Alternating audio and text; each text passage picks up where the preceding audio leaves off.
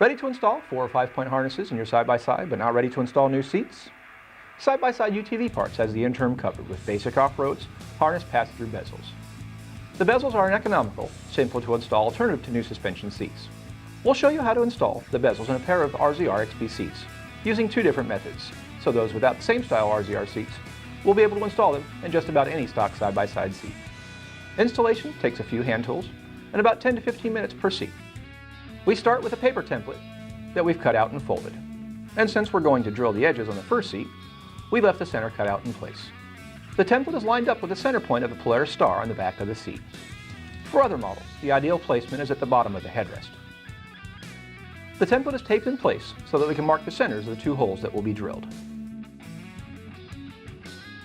The template is pulled off, the center is cut out, and taped back to the seat.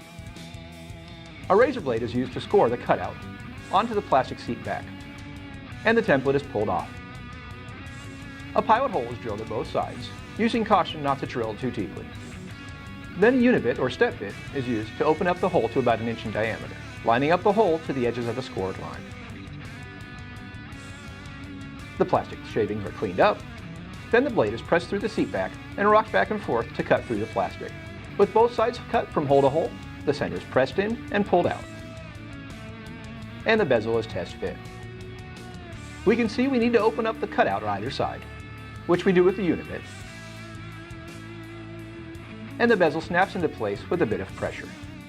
You want a slightly snug fit. The bezel should not just fall into place. Remove the bezel after the fit is confirmed. For those without access to a drill or unibit, the corners can be cut with a razor knife.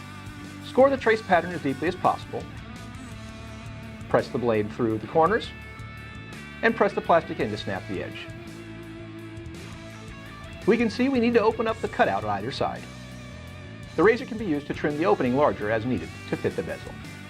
And for RZR seats with a horizontal headrest seam, make a line 1 inch down from the seam, follow it from side to side, then follow the angles down on either side and just past the vertical seams. Flip the seat around and cut through the foam on the back of the seat bit by bit, all the way through to the front, while pulling the material back at the front to avoid cutting the material by mistake. Pull and tear the foam from the opening.